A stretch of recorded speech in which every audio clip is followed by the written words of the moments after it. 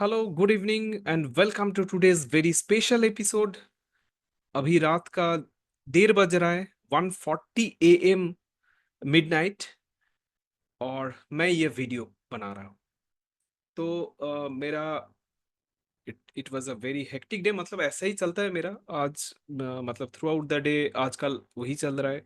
काफ़ी मतलब रिसर्च के बाद रिसर्च, फिर मैनेजमेंट कॉल्स, ये सब के बाद एंड फाइनली हमको जब टाइम मिलता है, मतलब when I take out time to convey you something, then it's midnight.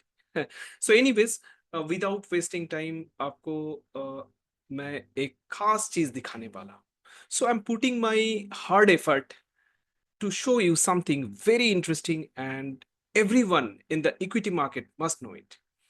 तो लोग पूछते रहते कि वैल्यूएशन, लोग पूछते रहते, खास तौर पे हम सुना है लोग बात करते हैं डीसीएफ का, डिस्काउंटेड कैश फ्लो, जिसको फंडामेंटल नहीं आते वो भी डीसीएफ का बात करते हैं, मतलब डीसीएफ करना है। हाँ, डीसीएफ क्यों करना है और कैसे करना है ये लोगों को पता नहीं, मगर लोग बोलते हैं डीसीएफ करना है। मतलब डीसीएफ करके क्या फायदा होगा, मतलब what additionally you will be able to achieve with by doing DCF. तो इसका जवाब शायद बहुत लोगों को नहीं है। तो आज के वीडियो में, आज के इस एपिसोड में, आई एम 100% श्योर कि I will make everything crystal clear in terms of valuation and in terms of, especially in terms of DCF. A few words before proceed. I'm providing research based advisory services. I have started providing SIP portfolio services, which may be an area of interest for many investors. Along with that, I have balanced portfolio, small and micro cap portfolio in my product basket. If an investor is seeking for advisory services, you may connect me. The details of my website and WhatsApp is there in the description box. तो चलिए शुरू करता है। तो let me share my screen, और simultaneously let me tell you in case मेरा अगर camera बंद हो जाता है, because it is running out of charge. Actually I forgot to put it in charge. अभी जब हम देख रहा है वीडियो करने के लिए, देखा कि it's battery was exhausted. Anyways, so ये बंद हो सकता है, that is the information I have given you. तो let's start. What is DCF, कहाँ से आ रहा है ये टर्मिनोलॉजी डीसीएफ? तो सबसे पहले बात है कि वैल्यूएशन, सबको वैल्यूएशन कराना है, क्योंकि आगे क्या टारगेट रहेगा स्टॉक का वो तो समझना होगा ना। उसके लिए वैल्यूएशन का क्या वैल्यू एक्चुअल में होना चाहिए एक स्टॉक का, एक एसेट का, तो उसके बेसिस पे आप उस पर्टिकुलर एसेट को या स्टॉक को खरीदोगे, राइट? वो वैल्यू अगर ओवर वैल्यूड है तो ऑब्वियसली नहीं खरीदोगे, अगर अंडर वैल्यूड है तो ऑब्वियसली खरीदोगे। तो मेरा वैल्यूएशन का मकसद है वो जानना कि is it worth buying that asset, कितना दे के एसेट खरीदना चाहिए। वो मतलब शुड आई स्पेंड 10,000 और 10 lakhs, वो तो मुझे जानना जानना है ना। तो based on that I will purchase one particular asset और one particular stock, whatever it is. तो सबसे पहले वैल्यूएशन का जो यहाँ पे बेसिकली 3 मेथड्स का बात आता है। तो first method, let me make the screen bit bigger. The first method is called cost based valuation. इसमें क्या होता है, सॉरी, कॉस्ट बेस्ड वैल्यूएशन में क्या होता है कि आप एक एसेट का वैल्यू करते हो बेस्ड ऑन इट्स कॉस्ट। यानी कि if you are purchasing one particular property, let's say the property price is 30 lakhs, 30 LK is the property price. So that is a cost for you, right? You will be incurring that 30 lakhs of cost for purchasing that particular property. तो आपके लिए उस property का value क्या है? 30 lakhs ही होगा ना। तो what ever you was pending for purchasing or for purchasing one particular asset, that is your valuation, that is the value of that particular asset. यानी कि ये मेथड है cost based valuation. I hope it is clear too. Next one is the, इसको बोलते हैं cash flow based valuation. What is cash flow based valuation? यानी कि इस नाम से ही पता चल रहा है कि you are purchasing one asset, वो एसेट का कुछ कैश फ्लोज जनरेट होता है. मतलब इनिशियली यू आर परचेजिंग, मतलब वो वहां पे कैश आउटफ्लो हो रहा है, और उसके बाद may be in the first year, second year, third year there are certain cash flows. तो वो based on that cash flows आप उस प्रॉपर्टी को, उस एसेट को रादर, उस एसेट को वैल्यू कर सकते. एक कॉमर्शियल प्रॉपर्टी है तो उसमें रेंटल इनकम का अपॉर्चुनिटी है. तो एक पर्टिकुलर रेंट आपको एवरी ईयर मिलता है, साल का, मंथ का मिलता है, तो आप साल में कन्वर्ट कर लो, तो जो भी है. तो आप मान लो कि फर्स्ट ईयर एक सर्टेन अमाउंट मिल रहा है, सेकेंड ईयर, थर्ड ईयर, ऐसे आपको एक सर्टेन अमाउंट मिल रहा है. तो आपको पता है कि व्हाट एवर द क्या बोलेगा कि how much is the inflow, कितना आपका कैश जनरेट कर रहा है वो प्रॉपर्टी. तो वो बेस्ड ऑन दैट अंडरस्टैंडिंग कि कितना कैश वो जनरेट कर पाता है, आप उस प्रॉपर्टी को वैल्यू करते हैं, right. So that is called cash flow based valuation. तो इसके रिगार्डिंग एक एक टर्मिनोलॉजी मुझे बोलना चाहिए, that is called free cash flow. लोग बोलते हैं फ्री कैश फ्लो, काफी सुनने को आता है. ये फ्री कैश फ्लो क्या है? फ्री कैश फ्लो कुछ नहीं, बस आपका नेट कैश फ्लो, यानी कि नेट कैश इनफ्लो, मतलब total cash inflow over your outflow. Correct. तो this is your free cash, और कुछ नहीं. और उसके बाद जो टेक्निक आता है, दिस इज कॉल्ड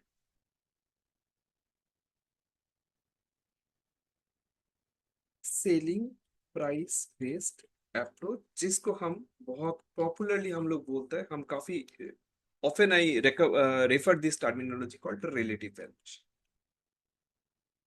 इन नाम से ही पता चल रहा है कि सिमिलर टाइप ऑफ एसेट का वैल्यू देख के हम जज करता है कि इस एसेट का वैल्यू क्या होना चाहिए.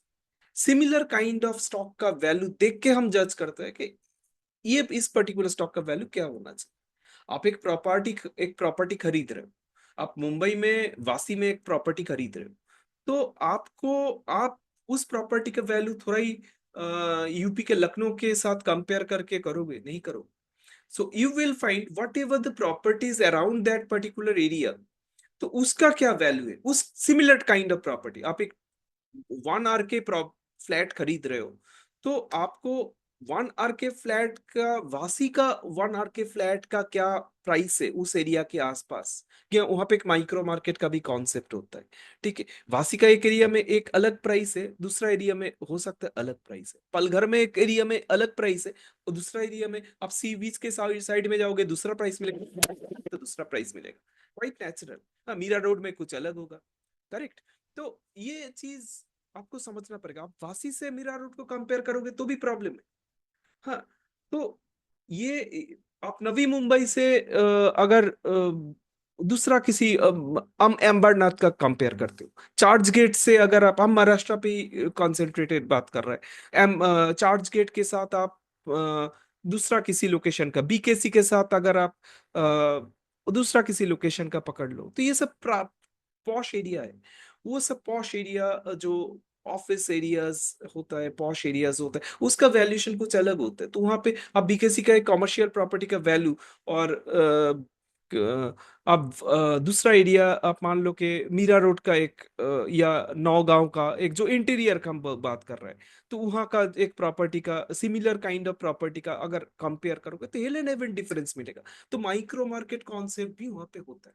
Anyways, I am not getting into that. तो फिर वापस आ जाइए. तो सिमिलर लिमिट, आप वासी का देख रहे हो, तो वासी का 1 आर के आपको खरीदना है, तो सिमिलर 1 आर के अराउंड दैट एरिया वासी का, तो क्या प्राइस है, उसके बेसिस पे आप जांच करोगे कि इसका बेंचमार्क, एक बेंचमार्क आप पकड़ लो कि कोई 30 lakhs ले रहा है, कोई 32 ले रहा है, कोई 28 ले रहा है। ठीक है, उसमें कोई दिक्कत नहीं, आप एक बेंचमार्क आप 30 के आसपास, अराउंड 30 आप पकड़ सकते हो। मगर कोई अगर सिमिलर प्रॉपर्टी अगर बोलता है ठीक है 1 आर के है, कोई इंटीरियर नहीं है, कोई बोलता है कि भाई हम 50 lakhs दे रहे हैं, तो आप ऑब्वियसली आप बोलोगे no no this is very cost. Correct.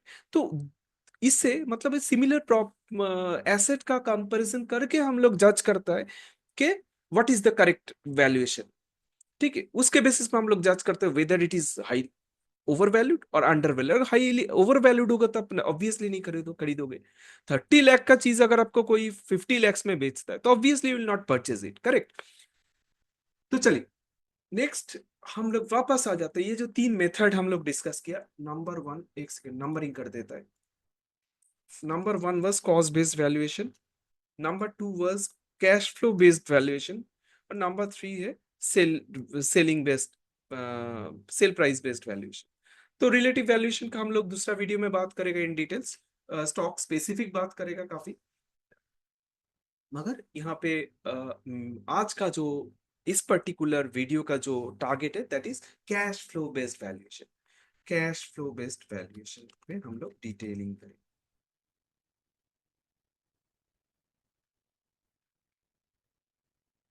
Correct. तो इसको हम एक बार हाईलाइट कर देते हैं so that it must not confuse us. ठीक है। तो कैश फ्लो बेस्ड वैल्यूएशन का जो टेक्निक है, जो अप्रोच बोलता है कि वो the approach for cash flow based valuation is, और लेट्स से टेक्निक बेटर है कि टेक्निक है, इज डीसीएफ। हम डीसीएफ का बात कर रहा था, राइट। डीसीएफ यानी कि डिस्काउंटेड कैश फ्लो वैल्यूएशन। हम अच्छा चलो लिखता है discounted cash flow based valuation. Correct. So DCF is a technique of valuing valuing certain asset based on its cash. Correct. अब देखिए डीसीएफ करने के लिए आपका कुछ क्राइटेरिया है, किसी भी चीज का आप डीसीएफ नहीं कर सकते। तो 3 क्राइटेरिया आप हमेशा दिमाग में रखिए। एक है कि उसका future cash flow must be no. किसी चीज का कभी भी आप डीसीएफ कर नहीं सकते। ऑफन लोग बोलते हैं कि डीसीएफ कर दो, डीसीएफ कर दो। डीसीएफ नहीं कर सकते हो आप। ये चीजें आपको मैच करना पड़ेगा। फ्यूचर कैश फ्लो आपको पता होना चाहिए। करेक्ट। ये फ्यूचर कैश फ्लो। दो, नंबर टू है टाइमिंग ऑफ कैश, मतलब आप एक्सपेक्टेड एक टाइमिंग ऑफ कैश। और तीसरा जो है इसको हम सारा चीज को हम एक्सप्लेन कर रहे हैं। 3 नंबर वाला है expected rate of return. Correct. तो ये जो फ्यूचर कैश फ्लो आप समझ सकते हो कि what ever cash will be generated over the period of time. ठीक, एक बॉन्ड का एग्जांपल लेता है तो बहुत अच्छा, क्योंकि bond gives zero coupon bond नहीं है। तो नॉर्मल जो बॉन्ड्स होते हैं वो क्या करते हैं कि it gives you fixed income every at every interval. हो सकता है साल में वो एक पर्टिकुलर अमाउंट का कैश फ्लो जनरेट कर। तो मान लीजिए कि in the first year it generates 100 rupees, second year it generates 100 rupees, third year it generates 100 rupees। तो ये जो फिक्स्ड कैश फ्लो आपको पता है कि एक फ्यूचर फिक्स्ड कैश फ्लो आपको पता है ये होना चाहिए, number one. Number two timing, timing यानी कि साल में एक बार करके दे रहा है एवरी ईयर, तो ये टाइमिंग भी आपको पता है। और एक्सपेक्टेड रेट ऑफ रिटर्न उस पे बाद में आ रहा है। टाइमिंग ऑफ कैश, अब इक्विटी के टर्म में सोचिए, समझिए ये पहला 2 पॉइंट। फ्यूचर कैश फ्लो, आप बोलोगे भाई फ्यूचर कैश फ्लो आपको काम को कैसे मालूम। फ्यूचर कैश फ्लो कुछ नहीं है, कंपनी का कंपनी जो कैश जनरेट कर सकता है। ठीक है, वो कैश जनरेशन का बहुत सारा टेक्निक्स है, बहुत सारा नहीं, 2 टेक्निक्स है। I will be discussing afterwards, इसके बाद ही डिस्कशन में घुसेगा। तो वो जो फ्यूचर कैश फ्लो है, तो कितना अमाउंट वो प्रॉफिट से ही फाइनली जनरेट होता है, मतलब जितना प्रॉफिट जनरेट करेगा उसके हिसाब से उसके साथ कुछ फॉर्मूलाज है जैसे हम लोग अभी डिस्कस करेगा। तो उसके बेसिस में हम लोग समझ, मतलब we will be able to compute whatever the cash the company will be generating. तो those are all expected cash flow, जो आगे चल के होगा तो वो एक्सपेक्टेड, वो सर्टेन नहीं है इक्विटी के लिए, जो बॉन्ड के लिए सर्टेन है। बॉन्ड के लिए दैट इज, हम जैसे बोले 100 रुपीज, आप इक्विटी के लिए बोल नहीं सकते 100 रुपीज। तो वो कैसे पता चलेगा? वो पता होने के लिए आपको प्रोजेक्ट करना पड़ेगा। I often said, like I often say often mention in my videos के प्रोजेक्शन, प्रोजेक्शन यानी कि जिसके लिए हम लोग फिनेंशियल मॉडल बनाते हैं। क्या करते हैं हम लोग फिनेंशियल मॉडल्स में? We project future cash flow. Correct, we project future cash. तो यहाँ पे आपको प्रोजेक्टेड नंबर्स कैश फ्लो का होना चाहिए। तो वो as it is not certain expected, तो based on certain assumption those cash flows will be estimated, correct, based on assumption। तो जो एनालिस्ट जितना बेटर assumption कर सकता है उतना करेक्ट, उतना परफेक्ट होता है उसका आउटकम। ओके।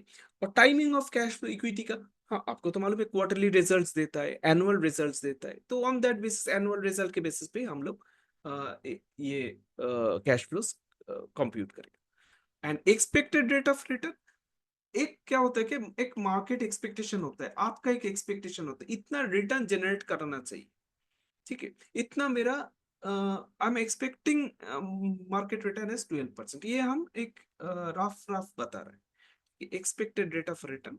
तो ये मेरा एक्चुअली डिस्काउंटिंग का काम करेगा, कितना मेरा एक्सपेक्टेशन है, मार्केट का एक्सपेक्टेशन कितना, करेक्ट। तो that is the expected rate of, तो उसके बेसिस ये तीनों फैक्टर अगर आपको पता है मतलब सर्टेन है तो अच्छी बात है, वो बॉन्ड के लिए सर्टेन है। मगर बाकी चीजों के लिए मतलब इक्विटीज के लिए वो सर्टेन नहीं है। And that's why we project numbers, future numbers, ठीक है। तो हम क्या करते हैं, क्या let's say we are eight FY25 after H1, मतलब we are at H2 FY25।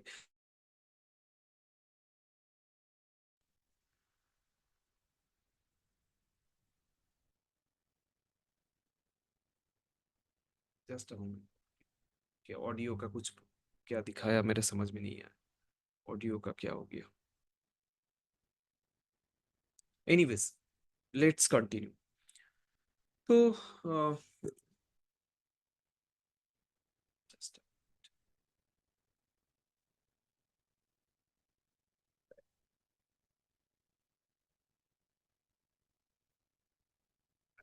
This is my external mic. खैर, जो भी, तो व्हाट आई वाज डिस्कसिंग, हम, तो अगर आपको वो फ्यूचर ना वो उस पर्टिकुलर नंबर्स पे मतलब फ्यूचर कैश फ्लोज कंप्यूट करना पड़ेगा, कंप्यूट करना है, तो उसके लिए आपको पता होना चाहिए कि मतलब आपको प्रोजेक्ट करना पड़ेगा आपका, आपके प्रॉफिट एंड लॉस स्टेटमेंट को, आपके बैलेंस शीट को, आपके कैश फ्लोज को, सारा को आपको प्रोजेक्ट करना पड़ेगा। मतलब you must project it, project the future numbers. आज आप FY25 के मिडिल में हो, आज के डेट में अगर हम मुझे DCF कराना है किसी स्टॉक को, तो I will be doing FY25, FY25E, मतलब एक्सपेक्टेड FY26E, FY27E, 5 साल का हम तो फ्यूचर प्रोजेक्ट करेंगे। हाँ, और उसके बाद हम एक टेक्निक है टर्मिनल वैल्यू निकाल के उसका सारा का डिस्काउंटिंग करके हम करेगा, I am coming to that later. तो this is the this are the criteria for doing DCF। अच्छा, इसके बाद नेक्स्ट जो है DCF का टेक्निक के बारे में हम डिस्कस करेगा।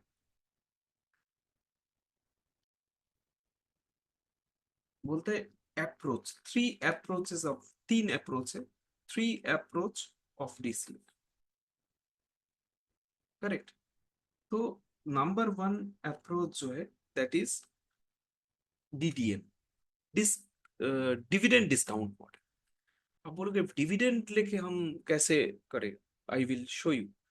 तो dividend discount model, like this is the older technique, how equities used to be valued, क्योंकि डिविडेंड पे काफी डिपेंडेंस था पिछले जमाने में। तो काफी पॉपुलर मॉडल है, आज भी वो ऑब्सोलीट नहीं है। मेथड एकदम 100% है, हो सकता है we are doing more dynamic way.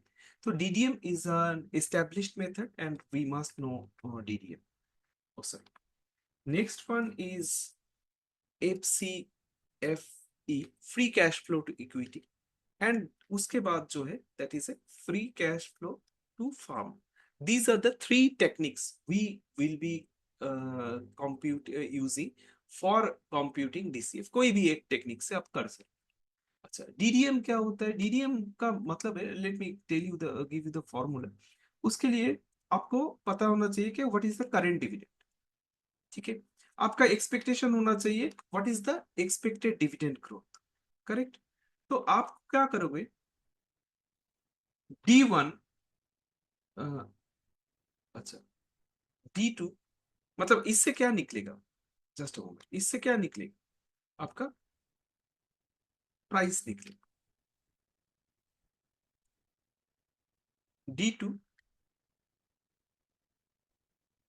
Equal to, अच्छा नहीं, ये ऐसे लिखना नहीं चाहिए। Let me show you in this way. D2 equal to D1 into 1 + G। इसका मतलब क्या होता है? इसका मतलब है अगर एक कंपनी का, एक company, I am showing you in Excel. आप समझ लो कि मेरा इस डिविडेंड पता है, एक पर्टिकुलर कंपनी का आज का डिविडेंड पता है, तो हम एक्सपेक्ट कर रहे हैं कि उसका 5% डिविडेंड ग्रोथ होगा नेक्स्ट ईयर। ठीक है, एजाम्पशन ले रहा है, पकड़ लीजिए एजाम्पशन ले रहा है based on it's growth expected managements commentary and all. तो हम एज्यूम कर रहे हैं कि it will grow at the rate 5% in the next year. तो व्हाट वुड बी द, आज के डेट में एक स्टॉक का डिविडेंड, मतलब stock dividend per stock is ₹10, और उसके ऊपर अगर आप 5% का डिविडेंड ग्रोथ दे रहे हो, एक्सेल में करके दिखा। D1 आज के डेट का डिविडेंड दैट इज 10, करेक्ट।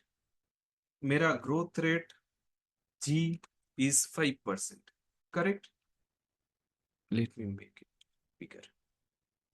और मेरा D2 यानी कि मेरा एक्सपेक्टेड नेक्स्ट ईयर का कितना होगा? D1 into 1 + G। ठीक है, ₹10.5 हो गया मेरा नेक्स्ट ईयर का एक्सपेक्टेड डिविडेंड। अब इसका डिस्काउंटिंग करना पड़ेगा। डिस्काउंटिंग का बात बार बार आएगा। क्यों डिस्काउंटिंग का बात आएगा? क्योंकि देखिए, anything in future must be valued today. आज के डेट में आप एकदम लेमैन टर्म में हम बोलता है, if someone offers you ₹100 today and ₹100 1 year later, आप क्या बोलोगे? आप कौन सा चूज करोगे? Obviously will go with the current one. अभी मुझे ₹100 दे दो, मुझे एक साल बाद ₹100 लेना नहीं है। क्यों? क्योंकि you know that you will be able to purchase something at ₹100, will not be able to purchase the same thing at ₹100 1 year later। Very simple. आज के डेट में जो प्रॉपर्टी 20,000 में अवेलेबल है, सेम प्रॉपर्टी अगर नेक्स्ट ईयर आप खरीदने जाओगे, आप देखोगे नहीं भाई 25,000 मांग रहे हैं। क्यों? बढ़ गया। इन्फ्लेशन। इन्फ्लेशन आपका परचेसिंग पावर को क्रिपल कर रहा है, वैल करेंसी को डिवैल्यू कर रहा है। ठीक है, करे मतलब वैल्यू का मतलब आपका करेंसी का वैल्यू कम होता जाता है उससे। तो नेचुरली क्या हो रहा है कि आपका इसीलिए मतलब फ्यूचर जो है, मतलब जो फ्यूचर कैश फ्लोज है, उसको आज के डेट में क्या होना चाहिए, क्या क्या है एक्चुअल में, वो समझना पड़ेगा। वो समझने के लिए हमको डिस्काउंटिंग करना पड़ेगा। यहाँ पे डिस्काउंटिंग कैसे करेगा? 10.5 is the expected one, expected dividend. Current, इसका डिस्काउंटिंग किससे होगा? इसको बोलता है, अच्छा, इसका फॉर्मूला एक बार वर्ड में लिखता है। ये जो D2 है, D2 डिवाइडेड बाय, इसको बोलता है cost of equity minus cost of minus growth. ठीक है, cost of equity minus growth. तो you will be arriving at the price of the stock. Correct.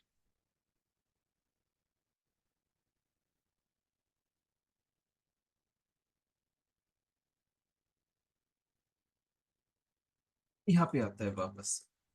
अब कॉस्ट ऑफ इक्विटी का बात किया, what is cost of equity, ऐसे लिखता है के ई ई, एक सफिक्स के तरह नीचे होता है, ठीक है। K E, K D, cost of equity, cost of debt, यानी कि एक इक्विटी का कितना क्या कॉस्ट होता है, मतलब सारा चीज का एक कॉस्ट होता है, तो इक्विटी का भी क्या कॉस्ट होता है। तो आपको ये निकालने का एक टेक्निक है which is called CAPM, capital asset pricing model. With that you will be able to compute cost of equity. क्या होता है cost of equity, let me write the formula. इसके लिए आपको दो तीन फैक्टर चाहिए, रिस्क फ्री रेट, एक है बीटा, दूसरा होता है एक्सपेक्टेड मार्केट रिटर्न, और एक टर्मिनोलॉजी का बात आता है, सॉरी, एक्सपेक्टेड मार्केट रिटर्न, और एक टर्मिनोलॉजी का बात आता है that is risk premium. Risk premium कुछ नहीं है, हम एक्सप्लेन करेगा। तो फॉर्मूला इज CAPM से आपको अगर कॉस्ट ऑफ इक्विटी निकालना है, cost of equity equal to, ठीक है, cost of equity equal to risk free rate, sorry, risk free rate plus beta into, into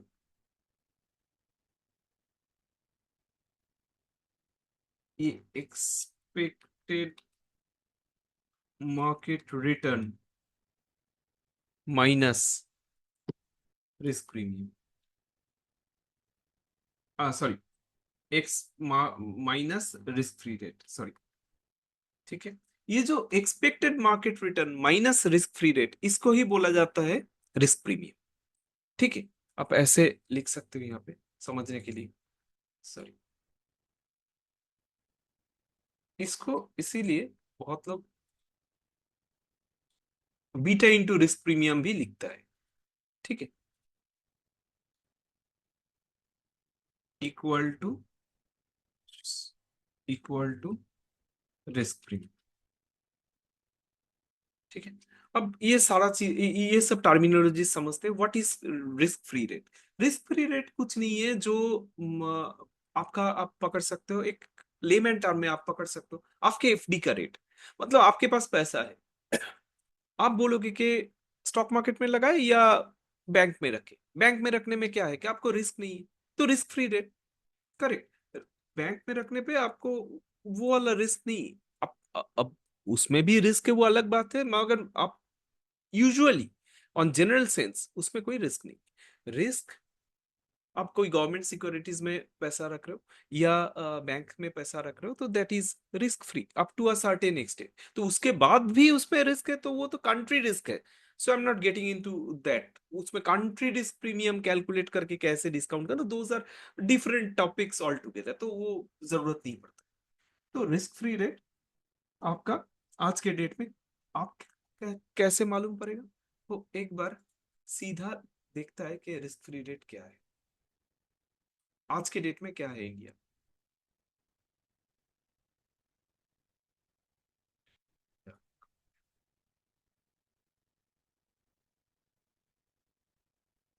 10 year G-sec bond, मतलब government securities bond yield, correct.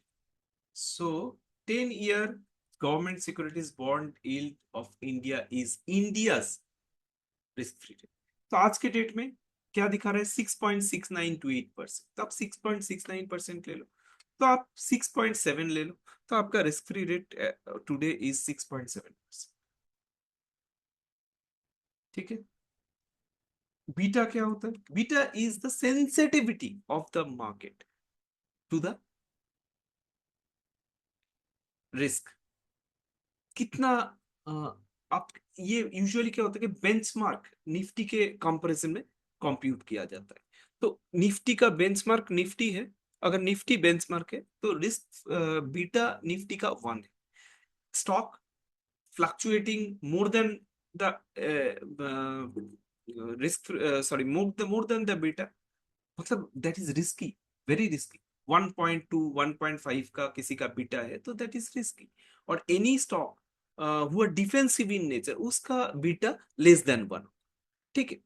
तो एक आप beta पकड़ लो कि किसी स्टॉक का 1.5। ठीक है, 1.5 बोल रहा है। ठीक है।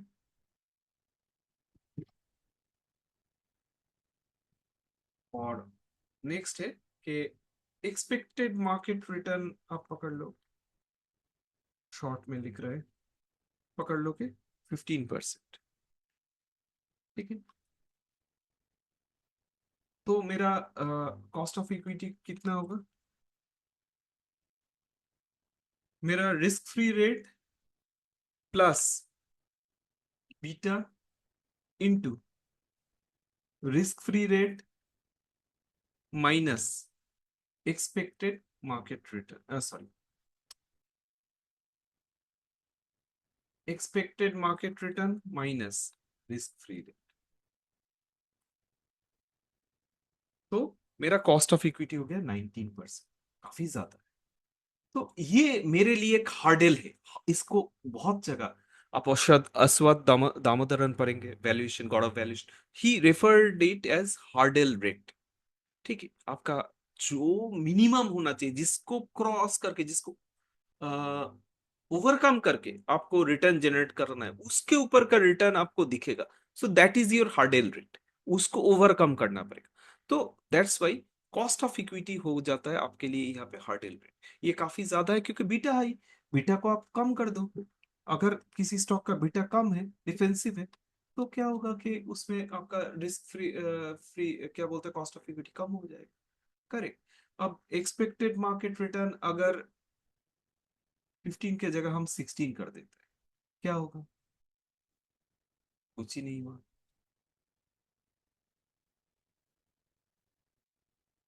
चलिए, एक्सपेक्टेड मार्केट रिटर्न 18%।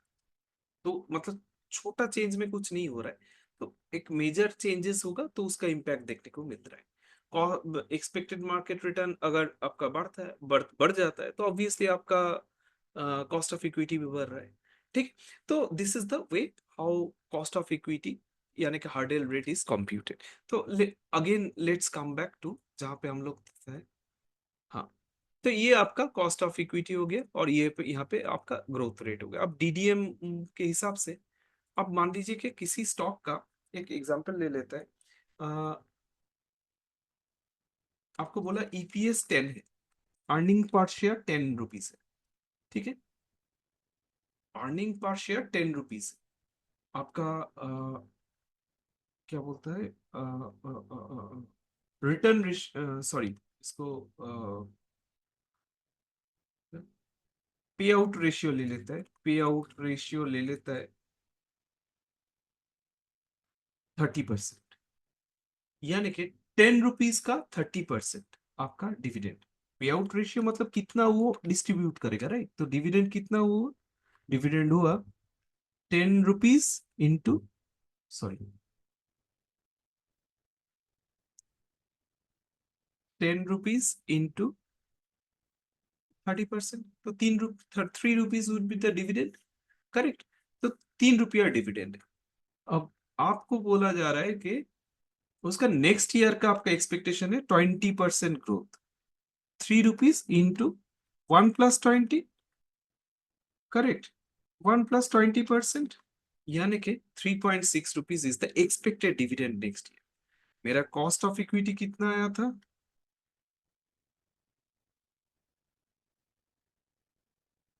12%। करेक्ट। अब ये तो थोड़ा गलत हो गया, क्योंकि मेरा कॉस्ट ऑफ इक्विटी से क्या बोलता है, मेरा यहाँ पे ग्रोथ रेट ज्यादा ले लिया। हम ग्रोथ रेट तो हमको 5% लेना चाहिए था, 20% ले लेने पे वो गलत हो जाएगा। तो ठीक है। ये then this form this one also should change 5%।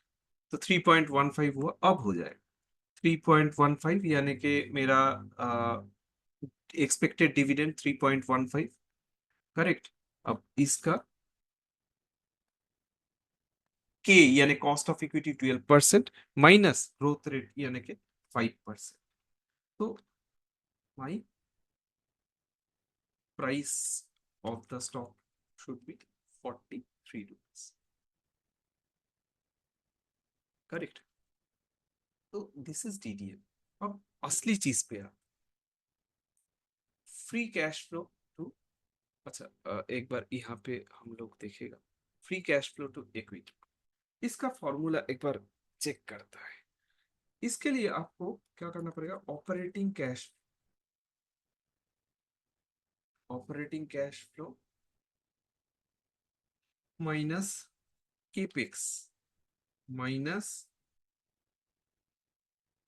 Finance cost यानी कि interest plus net borrowings. This is the formula. Correct. तो अब प्रॉब्लम क्या है कि ऑपरेटिंग कैश फ्लो, तो fine, operating cash flow will get from the cash flow statements. ठीक है।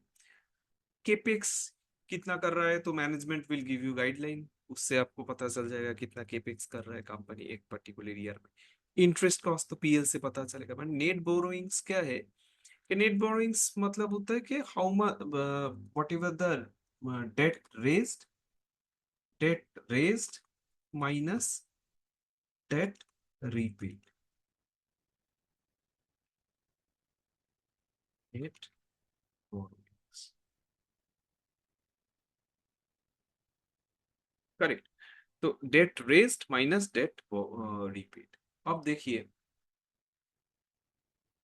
अगर डेट रेज्ड डेट रेज्ड और डेट रीपेड इसका ना बहुत मुश्किल है इसका एक्चुअल में कुछ मिलना, क्योंकि this is something you have to take arbitrarily. Debt raise तो ठीक है, you will get it from the management. Management क्या करते हैं, गाइडलाइन दे देता है कि this much will be the capex, वो केपेक्स को फंडिंग करने के लिए इतना परसेंट मेरा इंटरनल एक्रूवल होगा या फुल्ली इंटरनल एक्रूवल होगा। बाकी मतलब एक 50%, 60%, 70% इंटरनल एक्रूवल हो रहा है, तो बाकी 20-30% जो बचता है that we will be borrowing from the bank. तो मेरा नेट बोरोइंग्स तो मेरा डेट रेज कितना होगा वो आपको पता चलेगा, मतलब एक्सपेक्टेड डेट का आपको फिगर मिल गया। मगर डेट रीपेड का बहुत मुश्किल है। Management hardly gives any guideline about debt repaid. अगर 10 कंपनी बोलता है कि अबाउट द डेट रेज्ड आगे चल के क्या पॉलिसी है, मगर hardly any one will tell you how in which way will be repaying the debt. तो किसी कंपनी बोलता है specifically I want to make my company debt free, so those are a few, but barring that no one will give you this debt repaid repayment schedules and all। इसको आप wildly compute करोगे तो assumption will not fit right। तो इसीलिए इसको एक disadvantage माना जाता है एफसीएफई का। तो इसीलिए there is an alternative which is called free cash flow to the firm. ठीक है। तो ये क्या होता है कि इसमें वो वाला नेट बोरोइंग्स वाला लोचा नहीं। तो we start with EBIT, EBIT into 1 - t मतलब tax rate. We have discussed it in the financial profit and loss statement, जिसमें टैक्स मतलब PBT, profit after, sorry profit before tax, उसके बाद हम लोग जो टैक्स कंप्यूट करता है, टैक्स जो हम लोग को मिलता है जो स्टेटमेंट्स में जो टैक्स पेमेंट किया है कंपनी जो दिखाता है, so that is in terms of your PBT, profit before tax. तो दैट इज योर टी। तो 1 - t is your FCF, sorry FCF, EBIT into EBIT into 1 - t। अब क्या होता है कि जो नॉन कैश इनकम एक्सपेंसेस है उसको आपको ऐड करना पड़ेगा, depreciation and amortization, we have to add it back. Then you have to deduct the changes in working capital, I am writing in short. Correct. उसके बाद तो वही है, एक बार केपेक्स तो करना ही पड़ेगा आपको। ठीक है। तो this is the formula how you can arrive at FCF. यानी कि अगर आप, प्रोजेक्शन आपका हो गया, ठीक है, आपके पास एक्सपेक्टेड, मतलब आप बैलेंस शीट प्रोजेक्ट किए हो, आप पीएल प्रोजेक्ट किए हो, आप कैश फ्लोज प्रोजेक्ट किए हो, आप देखो बे आप ऑपरेटिंग कैश फ्लो से शुरू करके एफसीएफई भी निकाल सकते हो based on your expected cash. और ऐसा कर सकते हो कि आपका एबिट इंटू 1 - टी से शुरू करके आपका सारा प्रोजेक्टेड नंबर्स है। करेक्ट। तो डेप्रिशिएशन amortization का नंबर है। चेंजेस इन वर्किंग कैपिटल भी आपको मिल जाएगा। Working capital is nothing but current asset minus current liabilities. तो वो वाला जो फिगर होगा उसका current current year minus next year. ठीक है, मतलब previous year minus current year, इस हिसाब से वो चेंजेस कंप्यूट होगा। चेंजेस इन वर्किंग कैपिटल वैसे कंप्यूट। और केपिक्स तो आप मतलब you will get it from the management commentary. तो in this way you will be arriving at FCFE or FCFF. FCFF is preferred in that case, like as that net borrowings वाला थोड़ा confusing है। तो FCFF आपको मिल गया। now what you will be doing, you will be now discounting, जैसे हम लोग DDM में देखा कि डिस्काउंटिंग कर रहे थे, यहाँ पे भी डिस्काउंटिंग होगा। अब डिस्काउंटिंग किससे करें? वही कॉस्ट ऑफ इक्विटी। मगर यहाँ पे डेट है, तो कॉस्ट ऑफ डेट भी लेना पड़ेगा। ठीक है। तो दोनों मिला के, कॉस्ट ऑफ इक्विटी और कॉस्ट ऑफ डेट को मिला के इसको डिस्काउंटिंग करेगा। तो how we will do it? तो यहाँ पे एक टर्मिनोलॉजी आता है विच इज कॉल्ड WACC, वैट, यानी कि weighted average, I am not writing it, weighted average cost of capital. हम लोग का ये cost of equity cost of debt निकालने का मतलब है कि कॉस्ट ऑफ कैपिटल। तो cost of equity in case of debt free firm क्या होगा? Cost of equity will proxy like a cost of capital. ठीक है, proxy for cost of capital. तो cost of weighted average cost of capital में क्या होता है कि we compute the weightage of your equity and debt into your cost of capital. Correct. तो आपका मान लीजिए कि इक्विटी मतलब यहाँ पे इक्विटी कैपिटल। करेक्ट। जो आपको बैलेंस शीट में हम लोग डिस्कस किया था, जो इक्विटी वाला सेक्शन है जहां पे सबसे पहले आता है इक्विटी कैपिटल। सबसे पहले आता है इक्विटी कैपिटल, उसके बाद आता है रिजर्व एंड सरप्लस, जो अभी अदर इक्विटी बोल के दिखाता है, और उसके बाद उस दोनों को क्लब करके हम लोग को मिलता है टोटल इक्विटी। वो जो total equity that is your cost of equity. हाँ। सो दैट इज योर क्या बोलता है, टोट नेटवर्थ, या आप बोल सकते हो उसको मार्केट वैल्यू ऑफ इक्विटी भी आप बोल सकते हो। ठीक है। नहीं, मार्केट वैल्यू नहीं बोलना चाहिए, market value actually market cap को ही बोलना चाहिए। तो this is basically net worth, net worth of the company. तो आपका अब क्या होगा कि कॉस्ट ऑफ इक्विटी का एक कंपोनेंट हो गया कॉस्ट ऑफ इक्विटी।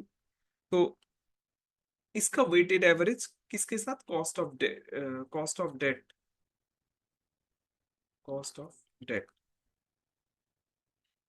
करेक्ट।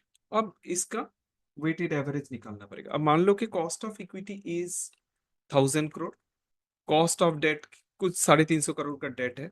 तो how do we compute cost of capital? Cost of capital कैसे कंप्यूट करें?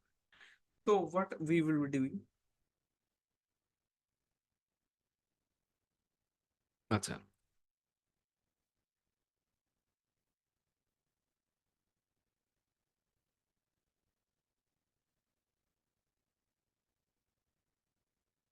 डिवाइडेड बाय वेटेज कंप्यूट कर रहे हैं। ठीक है। In this way we have to compute the weightage दोनों को, मतलब कॉस्ट टोटल को। I have written it wrong, ये कॉस्ट ऑफ इक्विटी नहीं है, this is total equity,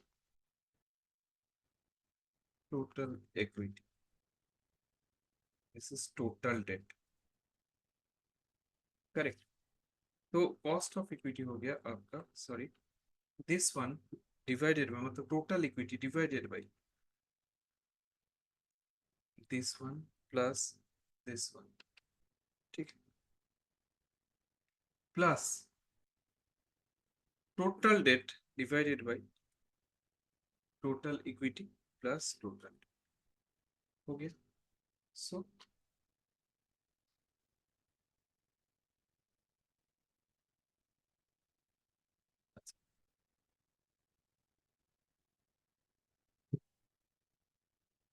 sorry, this is the weightage of,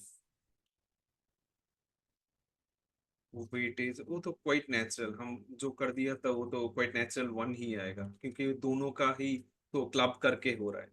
तो वेटेज ऑफ इक्विटी आपका कितना, 74%। Similarly weightage of debt, I hope you are getting it. Weightage of debt कितना होगा, similarly आप ऐसे कंप्यूट करो, this one divided by this one plus this, correct, total equity total debt. तो आपके वो जो कैपिटल है उसमें 74%, टोटल कैपिटल में 74% आपका इक्विटी है एंड 26% आपका डेट है, करेक्ट। तो ये हो गया, these are all plain vanilla. ये जो टोटल डेट आपको दिख रहा है, अब डेट में आपको क्या होगा कि एक अ, अ, एक कॉस्ट ऑफ इक्विटी होगा, जो हार्डल रेट का बात कर रहा था, तो ये हो गया आपका कॉस्ट ऑफ इक्विटी। एंड अब कॉस्ट ऑफ डेट क्या होगा कि मान लीजिए कि 10%, कॉस्ट ऑफ इक्विटी तो बेस्ड ऑन आपका, हम लोग कंप्यूट किया था बेस्ड ऑन सीएपीएम, आप कंप्यूट कर रहे हो कॉस्ट ऑफ इक्विटी क्या हो। और कॉस्ट ऑफ डेट क्या हो रहा है कि 10% मान लो कि आपका इंटरेस्ट है, या और कम है, मान लीजिए 9% का इंटरेस्ट। अब देखिए कॉस्ट ऑफ कैपिटल कैसे compute,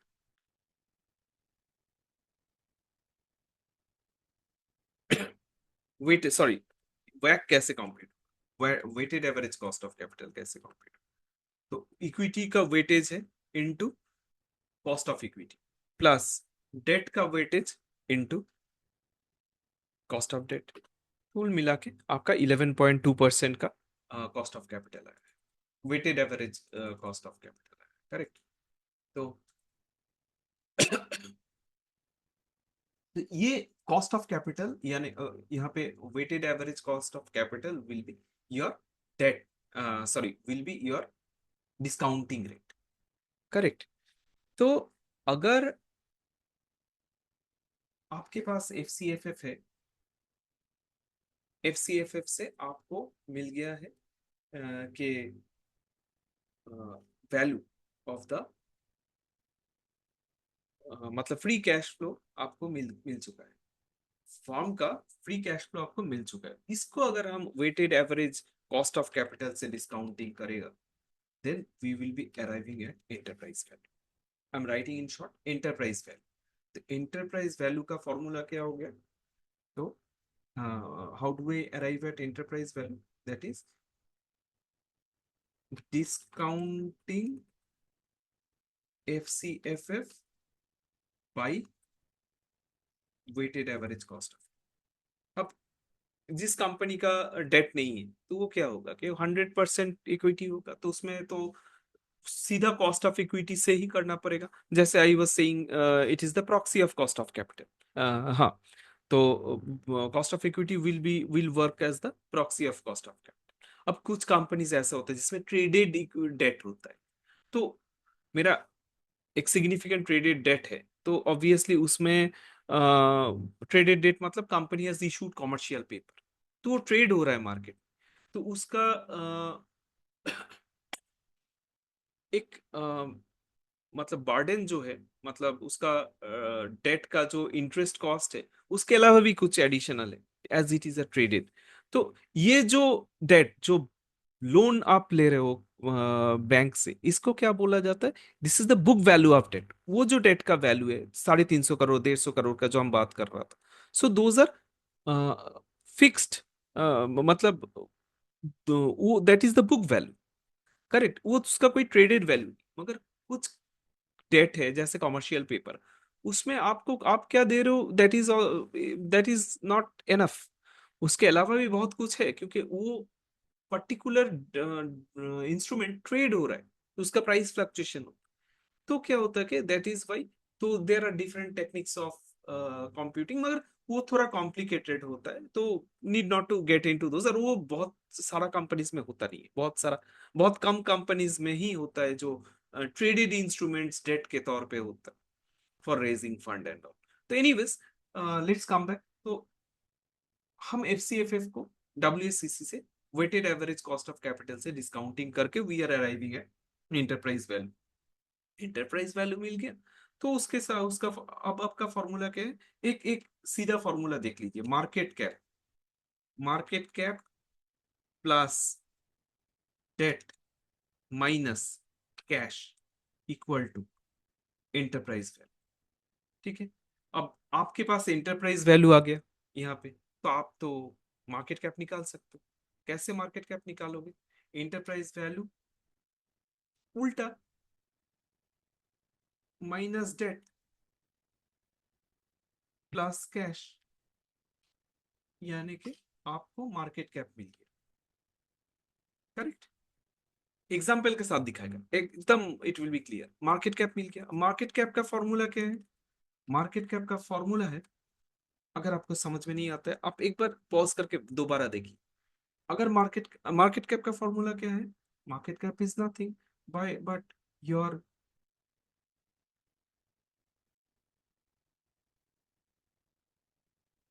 number of shares outstanding into current market price. ठीक है, अब मार्केट कैप, इससे आपको मार्केट कैप मिल गया, मतलब from enterprise value you are arriving at market cap. अब मार्केट कैप को अब क्या करना पड़ेगा आपको? आपका इंटेंशन क्या है? प्रोजेक्टेड प्राइस मिलना है। अब मार्केट कैप पता है, तो you just simple divide market cap with the number of shares, so you will be arriving at your target price, target market price, और करेक्ट सीएमपी है यहाँ पे आप बोल रहे हैं। तो this is the approach, this is how it is computed. अब क्या है कि हम थोड़ा थियोरेटिकली ये सारा चीजें बोला, तो हो सकता है it is not very much clear, तो बेटर एक काम करता है, let me take certain example and show you how the whole thing works। अच्छा, तो सबसे पहले हम क्या करेगा कि और जैसे हम बोला कि डिस्काउंटिंग करना पड़ेगा, तो things will be much clearer in this case, क्योंकि डिस्काउंटिंग बस एफसीएफएफ को DC weighted average cost of capital से डिस्काउंटिंग कर दो, उतना प्लेन वैनिला चीज नहीं होता है एक्चुअल। ठीक है, मान लीजिए, लेट्स टेक वन एग्जांपल।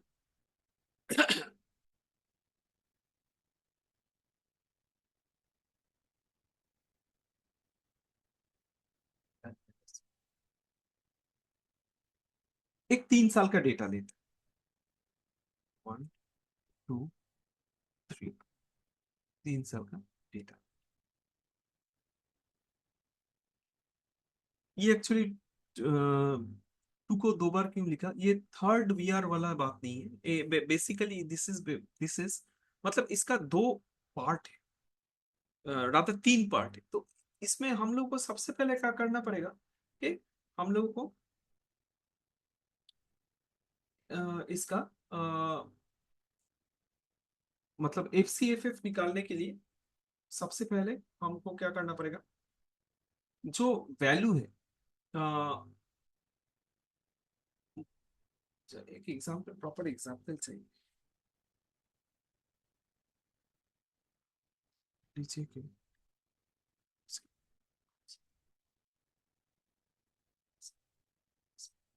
बहुत डाल देते हैं।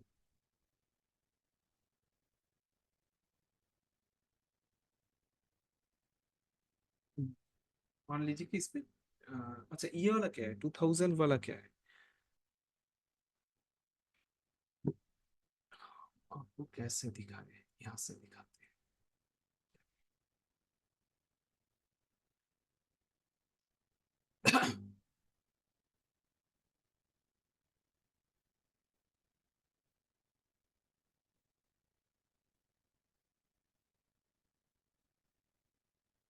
Horizon।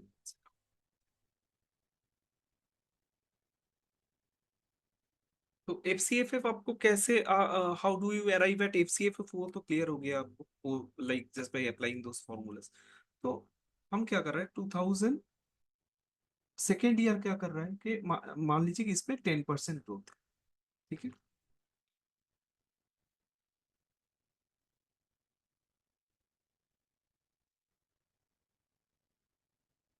एंड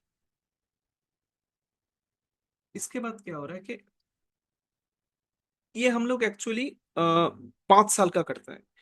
तो आज 25, एज आई वॉज रेफरिंग, 25 में बैठा है, तो 25 का प्रोजेक्ट करेगा, 26, 27, 28, 29, हम 4 साल का, 5 साल का प्रोजेक्ट कर रहे हैं। उसके बाद बोल रहा है कि this are the period when the growth rate is enormous. हो सकता है 10%, 12%, 15% का प्रोजेक्शन कर रहा है। और उसके बाद after a cert beyond a certain point we are expecting that now growth will be stagnant, ठीक है। तो दिस, इसको क्या बोले, टर्मिनल वैल्यू बोलता है। तो हम लोग we will be computing terminal value, मतलब मेरा ग्रोथ रेट एक टाइम के बाद क्या होगा कि हम ऐसा नहीं सोच सकते कि perpetually growth will keep on rising. तो अगर माई country's growth rate, मतलब GDP growth rate is 5% to 6%.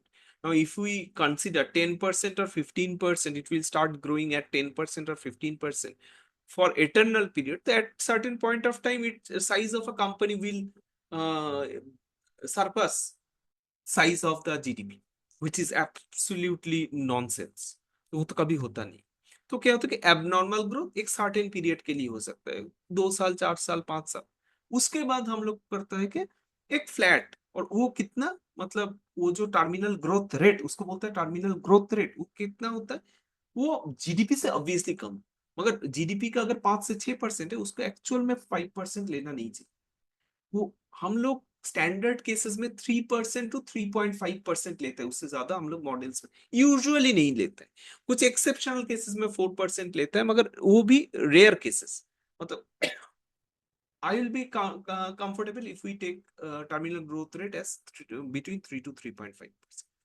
So in this case, for ease of computation, let's say 5%, अच्छा 3% ही ले लेते हैं, क्या होगा।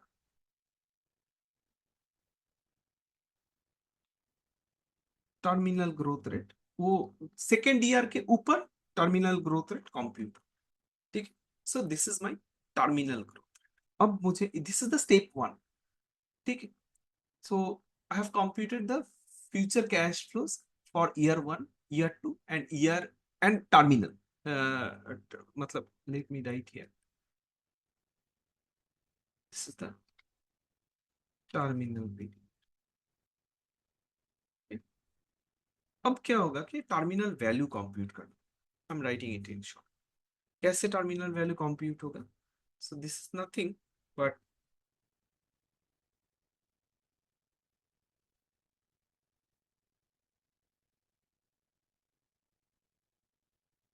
कैसे हम लोग डीडीएम, सॉरी, जैसे हम लोग डीडीएम में किया था, करेक्ट।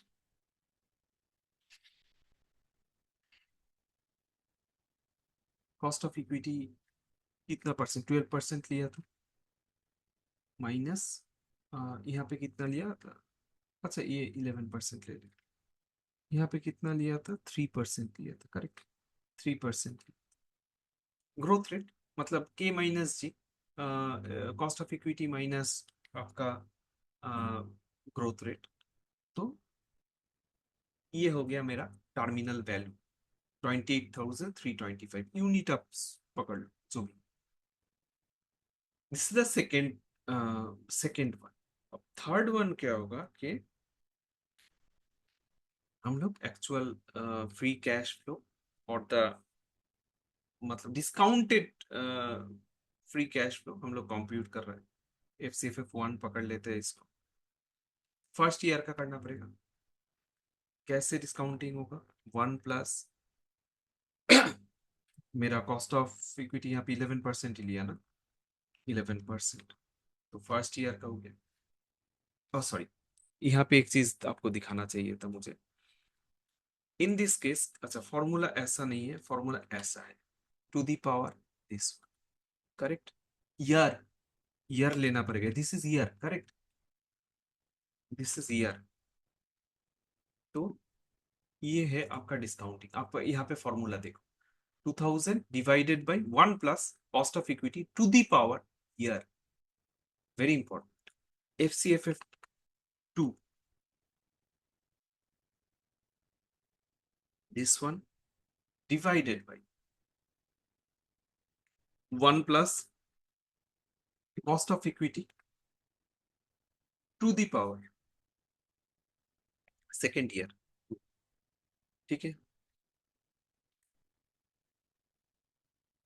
हर टर्मिनल ग्रोथ, टर्मिनल वैल्यू, ठीक है। सिमिलर, सॉरी, सिमिलर 1 प्लस 11%, मतलब टर्मिनल वैल्यू का डिस्काउंटिंग कर रहा है, discounted cash flow.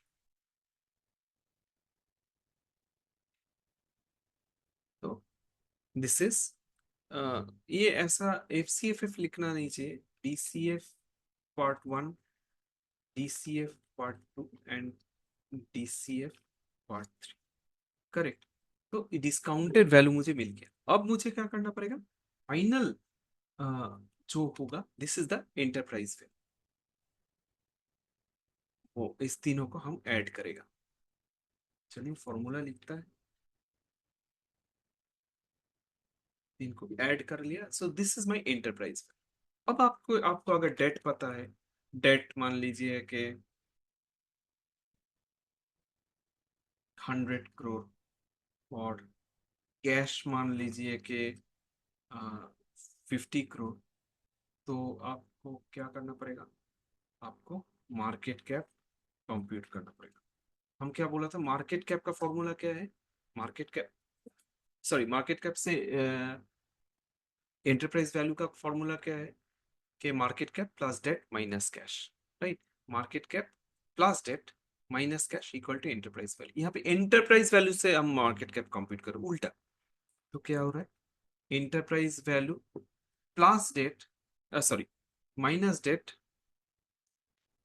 Minus debt plus cash, opposite किया, तो मुझे मिल गया मार्केट कैप। अब मान लीजिए कि नंबर ऑफ शेयर्स आउटस्टैंडिंग होता, बीएससी के में जाके देख ही सकते हो।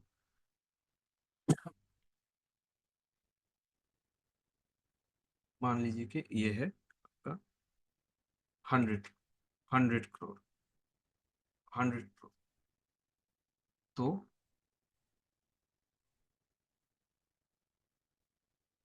नंबर ऑफ, अच्छा सर,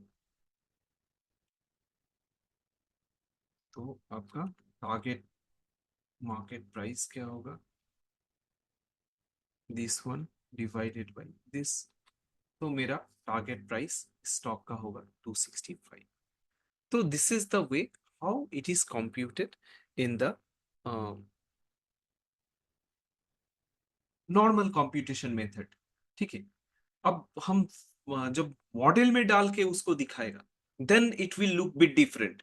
एक ही चीज है, मगर that will be well balanced. I will show you in my, in some of my next video, I will show you the same thing in the models, how I have done this in various financial models, real life example. If you people give me a like for this particular video, if I find good view from this particular video, I will show you in the real Excel sheet, in the real models. So this is it. I hope that this this computation is clear to all of you. एक बार theory बताया हम, उसके बाद compute करके दिखाया। So I hope you have enjoyed the video.